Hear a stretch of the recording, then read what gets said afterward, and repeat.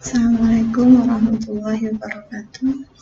Selamat siang semuanya. Saya lanjutkan untuk mata kuliah Sistem Informasi Manajemen. Pada hari ini yang akan saya bahas adalah tentang sistem informasi manufaktur. Setelah pada pertemuan sebelumnya kita membahas tentang sistem informasi pemasaran, konsep sistem informasi pemasaran itu seperti apa. Nah, sekarang saya akan membahas tentang sistem informasi manufaktur. Jadi sistem informasi pemasaran, saya review sedikit yang kemarin ya. Sistem informasi pemasaran itu adalah sistem informasi yang menyediakan informasi yang dipakai oleh fungsi pemasaran ya, untuk posisi departemen di sebuah organisasi atau perusahaan itu bagian pemasaran. Fungsinya yaitu untuk tujuan memasarkan produk dari perusahaan tersebut. Nah, pemasaran itu terdiri dari kegiatan perorangan dan organisasi yang tujuannya adalah memudahkan hubungan pertukaran ya, yang memuaskan dalam lingkungan yang dinamis, yang agile melalui penciptaan, pendistribusian, promosi, dan penentuan harga barang, jasa, dan gagasan. Sedangkan manajemen manufaktur itu menggunakan komputer baik sebagai sistem konseptual maupun sebagai suatu elemen dalam sistem produksi fisiknya. Computer Aided Design (CAD) ini adalah ada macamnya CID atau CIM ya, jadi computer aided design, ada computer aided manufacturing dan robotics. Semuanya itu adalah menggambarkan cara menggunakan teknologi informasi ya, menggunakan teknologi komputer dalam sistem fisik. Nah, manufaktur itu apa? Manufaktur merupakan salah satu subsistem informasi dalam sebuah organisasi. Sistem informasi marketing dan sistem informasi manufaktur itu memiliki keterkaitan yang erat dan saling mendukung satu sama lain. Jadi antara sistem informasi pemasaran dengan sistem informasi manufaktur itu saling berkaitan ya, keduanya saling support satu sama lain. Nah, informasi dari marketing itu sangat diperlukan oleh subsistem manufaktur, yaitu untuk apa? Untuk menentukan ketersediaan produk dan seberapa banyak produk yang akan nanti diproduksi oleh bagian produksi. Kemudian, evolusi komputer sebagai suatu sistem manufaktur konseptual itu paling mudah bisa dilihat dalam area persediaan, ya, di mana sistem informasi manufaktur itu terdiri dari 3 subsistem, yaitu berupa masukan atau input, ya, dan 4 subsistem output. Jadi ada 1 subsistem input atau masukan dan 4 subsistem output atau keluaran. Nah, apa itu sistem informasi manufaktur secara jelas ya? Jadi, sistem informasi manufaktur itu merupakan sistem yang digunakan untuk mensupport atau mendukung fungsi produksi yang mana mencakup seluruh kegiatan yang terkait dengan perencanaan, kemudian pengendalian proses, dan untuk memproduksi barang atau jasa. Nah, berbagai istilah lain biasanya juga sering digunakan sebagai pengganti kata sistem informasi manufaktur. Apa istilah lain selain sistem informasi manufaktur? Ada beberapa istilah, yaitu yang pertama RUP. Apa itu? Yaitu reorder point. Jadi reorder point ini maksudnya adalah sistem yang mendasarkan keputusan pembelian berdasarkan titik pemesanan kembali. Ya, jadi kita bisa membuat sistem keputusan gitu ya, berdasarkan sistem keputusan untuk pembelian, apakah itu bahan baku dan lain sebagainya, itu berdasarkan titik pemesanan kembali. Kemudian yang kedua adalah MRP, yaitu Material Requirement Planning, yaitu sistem yang dapat dipakai untuk merencanakan kebutuhan berbagai bahan baku yang diperlukan dalam proses produksi. Jadi sistem ini didevelop untuk fungsi bisnis di organisasi ya, dalam perencanaan pembelian bahan baku ya, yang digunakan untuk kebutuhan proses produksi. Kemudian yang keempat yaitu istilah yang lain yang biasanya ada di sistem informasi manufaktur, yaitu Just in time. Apa itu? Yaitu suatu pendekatan yang menjaga arus bahan baku melalui pabrik agar selalu dalam keadaan minimum, yaitu dengan cara mengatur bahan baku datang, ya, yang datang di gudang atau di logistik. Jadi mengatur bahan baku yang tiba atau yang datang di bengkel kerja pada saat diperlukan.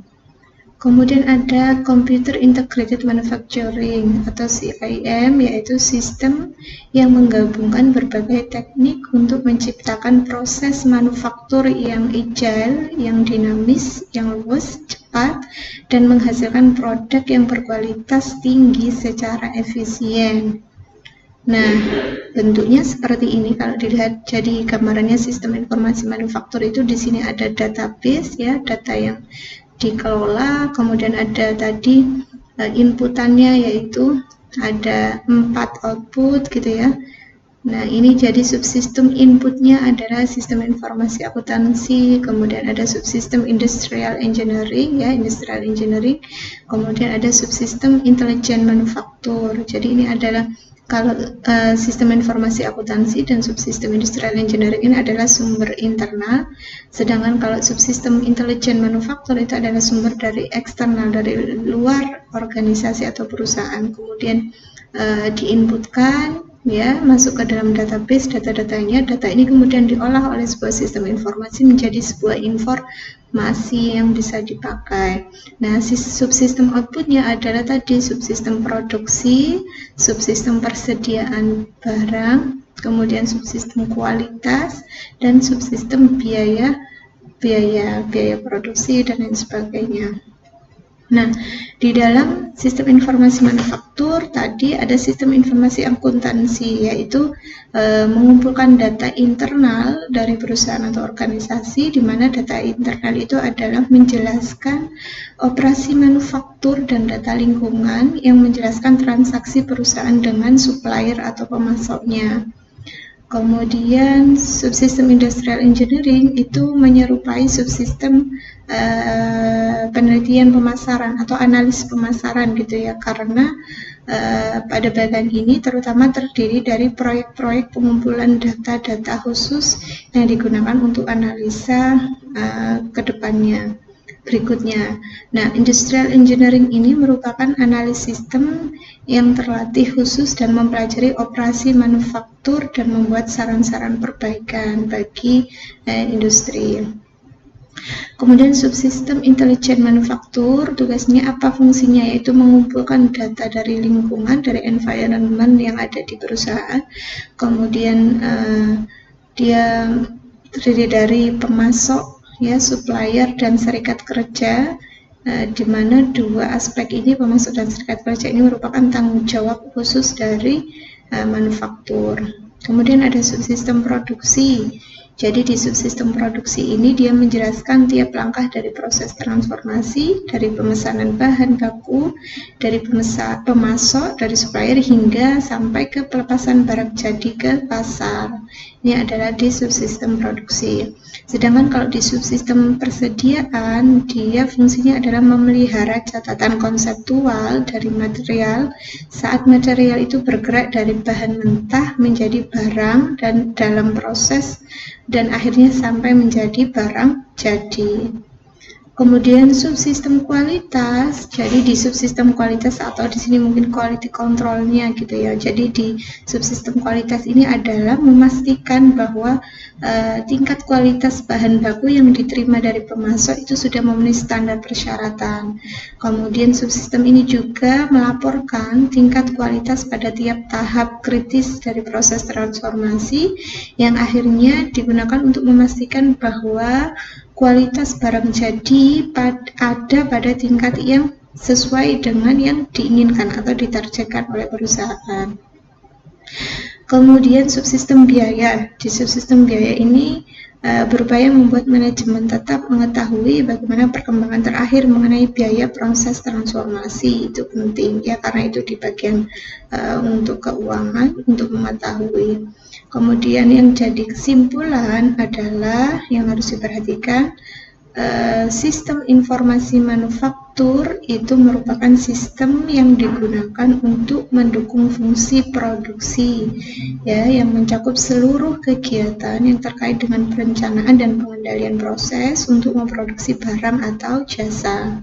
Kemudian sistem informasi manufaktur itu terdiri dari 3 subsistem, ya, 3 subsistem input dan 4 subsistem output. Tadi saya salah ya nyebutnya 1 ya kayaknya.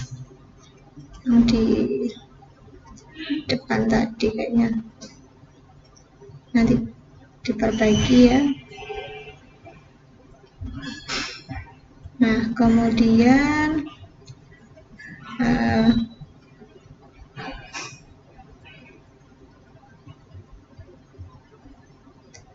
nah ini ada soal latihan, bisa dikerjakan untuk hari ini ya. Setelah saya jelaskan ini, kemudian saya mengambil materi ini referensinya dari